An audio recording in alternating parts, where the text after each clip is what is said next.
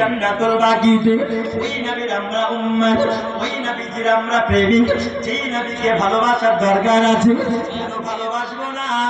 ওই রাহমাতাল লিল আলামিন নবী আমার হযরত আয়েশা রাদিয়াল্লাহু তাআলা আনহাকে বলতেছেন, আয়েশা, আজকের রাত্রিটা আমি কেমন করে আরাম বিশ্রাম নিতে পারি, আমি কেমন করে বিছানায় শুয়ে থাকতে পারি? আয়েশা, আজকের রাত্রিটা এত গুরুত্বপূর্ণ রাত্রি, এই শাবান মাসের 15 তারিখ, এত বরকতময় রাত্রি, যেই রাত্রিতে আল্লাহ গুনাহ মাফ করে দেয়, প্রত্যেক মুমিন মুমিনার গুনাহ মাফ করে দেয়, প্রত্যেক মুমিন মুমিনার দোয়া আল্লাহ কবুল করে নেয়।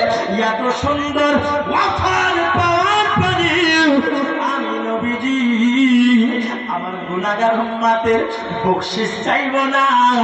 আমি এত সুন্দর ওয়াফার পাওয়ার পরে আমার গুনাহগার উম্মতের জন্য আমি আল্লাহর কাছে দোয়া করব না? এটা আমি রাহমাতাল লিল আলামিন হতে পারে না। কারণ আল্লাহ পাক আল্লাহ তাআলা আমাকে দুনিয়ার বুকে পাঠিয়েছেন সারা জগতের উম্মতের দরদি বানিয়ে।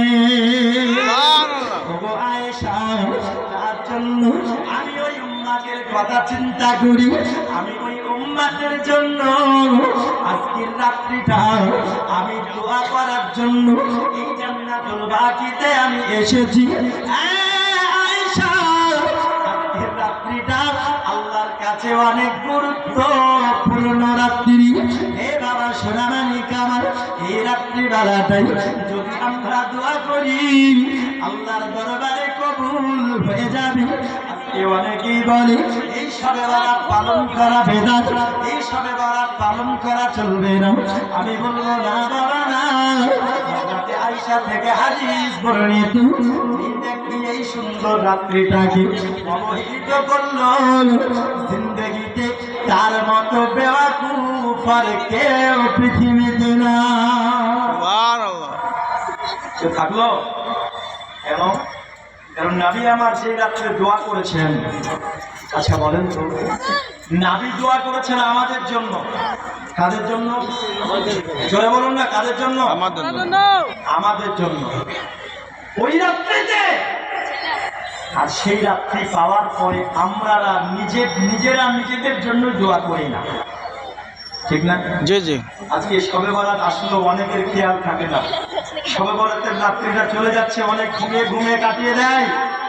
কিন্তু বাপ জীবনে অনেক পাপ করেছেন, গুনাহ করেছেন, একটু আল্লাহর কাছে তওবা করুন, 2 রাকাত নফল নামাজ পড়ুন, যদি সম্ভব হয় একটু রোজা রাখুন, নিসফে শাবানের শবে বরাতের রাত্রিতে একটু হলে আল্লাহর কাছে ক্ষমা চান, আল্লাহ আপনার দোয়া কবুল করে নেবেন, জীবনের গুনাহ মাফ করে দেবে। জোরে বলুন সুবহানাল্লাহ। যেই নবী আমাদের জন্য দোয়া করলেন, আরে আমরা হতভাগা উম্মত, আমরা নিজের জন্য দোয়া করতে পারছি না। অনেকে দোয়া তো করতে পারে না, আবার অনেকে বলে যে না দোয়া ওটাতে নাই, ওটা বেদাত বলে না, ঘুরে দেখে তার দাঁতই নাই, মানে ওরা বেদাত বেদাত করতে করতে ওদের 24টা দাঁত ধরে পড়ে গেছে, বুঝলেন না? ওদের জন্য এখন সব কিছু বেদাত, সব কিছু বেদাত। রাজুল ইসলাম আজিজানে মহতারাম, আমি বলবো কে কি বললো না বললো ওটা শুনবেন না। এত সুন্দর রাত্রি, আমার নবীর স্ত্রী মহিলাদের মধ্যে হাদিস বর্ণনাকারী হচ্ছেন হযরত আয়েশা রাদিয়াল্লাহু তাআলা আনহা। সব থেকে বেশি হাদিস বর্ণনা করেছেন, সরাসরি তিনার থেকে বর্ণিত। তিনি স্বয়ং নিজে সাক্ষী এবং নিজেই বর্ণনা করছেন, বলছেন এই বাবা নবী আমার দোয়া করেছেন, সেই রাত্রিটাতে আমরাও দোয়া করবো তো ইনশাআল্লাহ। ইনশাআল্লাহ, যারা বলেন ইনশাআল্লাহ। এবার দোয়া আল্লাহ আপনার কবুল করবে কি করবে না? আমি বলেছি 3 প্রকার ব্যক্তির দোয়া কবুল করবে না, বাকি সবার করবে।